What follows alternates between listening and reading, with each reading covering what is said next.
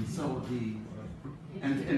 maybe concentrate on other things like getting ahead. Getting ahead, writing poems, writing journals, forming women's consciousness raising groups, running rape crisis centers, running a bakery, fixing a car, doing any number of things you could do besides concentrate on men.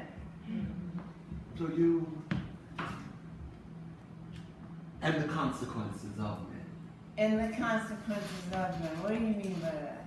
I mean, tubes, tables, Whitewashed windows. whitewashed windows, Right.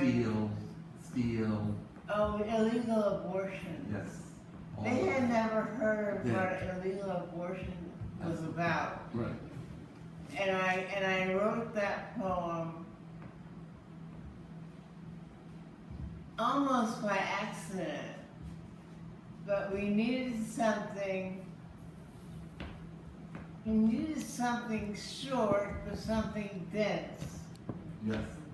And so the only thing that occurred to me was this illegal abortion I had had, and the pain it caused me and what it looked like to me, because I was down with no anesthesia, and so I saw the whole thing, and I saw horses riding. I got delirious, and I saw horses riding over my head.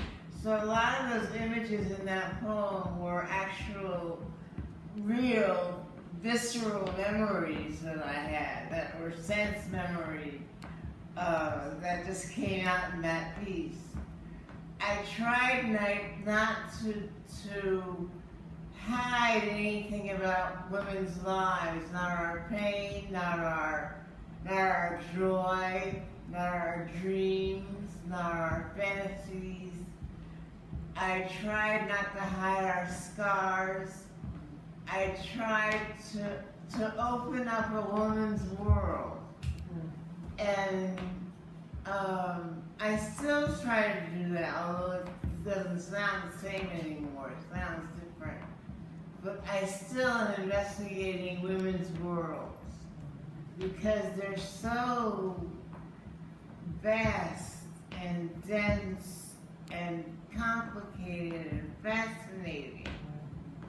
So when you had the innocence of that little party, that first slap, you know, was the beginning of that learning, coming of age, in a sense, that all of your women had. But I tended to have a lot. Your girls were all about the same age, and I gave them, you know, a kind of range of ages. They were multi-generational. Yes, right. And I felt that good because it would highlight the innocence, the middle age, growing older, the alienation, the loneliness of the lady in blue, and disgust that she, you know, living in Harlem, and so forth. And what they have to endure just to kind of succeed. So how has that changed much for us? Has what we endure changed much? Well, things are about to get pretty dicey because they're chopping away at Roe v. Wade, and pretty soon, the way they're going about it in the state legislatures, they're not going to have any abortion clinics left to go to for your legal abortion that you have a right to. So. And I don't think young women are aware of this. And I think it's going to be a big shock to them when they discover that they're left high and dry with no place to go because they didn't watch with vigilance their rights. Or can sustain vigilance. Which is what we're suffering from today. Because it seems like we're so thick-headed, we haven't learned these lessons. And the particular situation that we're in right now, I didn't think Did you think that we would be repeating this, the Well, things that have what happened last over the last week reminded me of Emmett too. But I say, everybody keeps reaching further back. You don't remember that in '74, in Atlanta, Right. Mama King was killed. Right. And we have forgotten that. We don't have to go back to 4 girls. Why are you counting up what the atrocities that have happened to us? Well, you know, how do you recant this? He came in, he sat next to Mama King, who was at the piano, and shot her dead. And I'm only aware of this because I'm talking to somebody who's 39 and sitting in the audience. And I realize that our children don't know us. And the vigilance that you're talking about always having and always keeping. You know, we don't have to really kind of make up any new. I saw colored girls at Harlem Hospital. I don't know if you had to rearrange or rewrite anything. I didn't. No, but I'm saying, but their observations, the other people, you know, their observations. And that was where it started. It started from there, folks. Your very first utterance was, was a plea to be kind. You know, let her be born and handled warmly. Yes, and then you dissected it. And I think that we've gotten too much of the warmly or the excuse that we can forgive all of the things that happen without. I think there's just a ritual of remembrance. Is what, you know, that play will always, you know, I guess, have for us. Or even though you had brighter days kind of with Betsy Brown. Yes. And your but that had more to do with your upbringing. Right. And how you can, you know, a lot of us, I didn't realize, you know, until I did some outreach, that so many people grow up without a real family, a mother, a father, and so forth. And we share that too. We grew up with a mother and father, obeyed their rules until we left the house. Yes. But in that tale, Betsy Brown, it's a girl growing up in a very suburban, in a very urban, it's in downtown St. Louis. Downtown, okay, it's in downtown St. Louis, but I felt it could be anywhere, you know, where you have books and parents that are educated, and your mother spoke poetry, and you had the grandmother and the gardener and all of their relationship. And then the kind of rougher kids didn't live in the kind of big, comfortable house that you live in. So it's like, when we look at you, you had all of that comfort. But you grew up and left all of that comfort. Well, I and tried to create it around me. Right. I'm sorry? I tried to create it around me on my own. And those friends that you had, the girl that got pregnant, Yes. the boy that you fell in love with. Right. But I mean, we still, but now we've emerged into another place. So that I could call you a lesbian back there.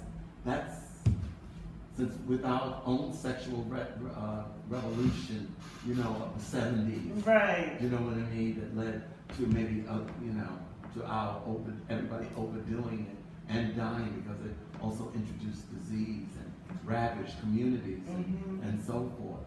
But that social justice, aspect that writers carry, that choreographers carry, the musicians with music carry, to remind, the audience that all you have to do is pick up a pencil and put it to paper and recant your life, and there it is.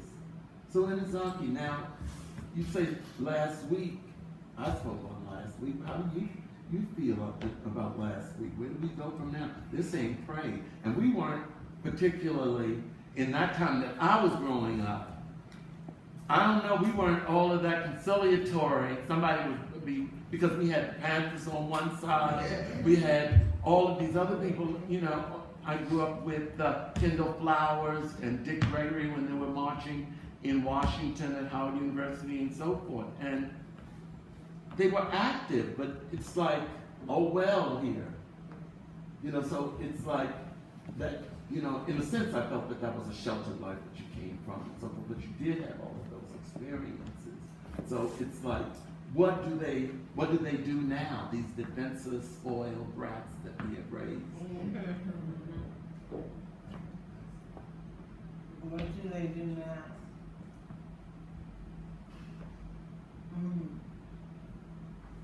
Well,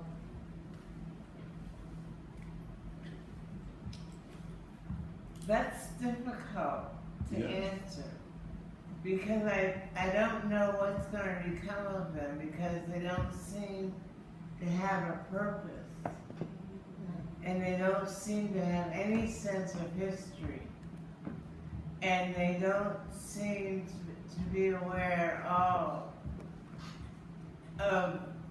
what trials and tribulations their parents or their parents' children went through in order for them to be able to be who they are now. But when you come to Black History Month, they are all so proud to say, "Oh, we're standing on the shoulders of those that came before us." But where do they stand? They're not standing up. Right. They're standing, but they're slouching. They're not. Although I should take that back because the young people who are involved in Black Lives Matter and in Ferguson, yes. Those young people and the young people in Pittsburgh, not Pittsburgh, in Baltimore, those young people are finding a way for their own struggle. They realize now that they're in one. And or do they finding, realize? Do they realize? I think they do. But we need more. I think we need more and more of them to. Oh, absolutely. Or are we waiting for our New York Ferguson? Or are we waiting for our New York Baltimore?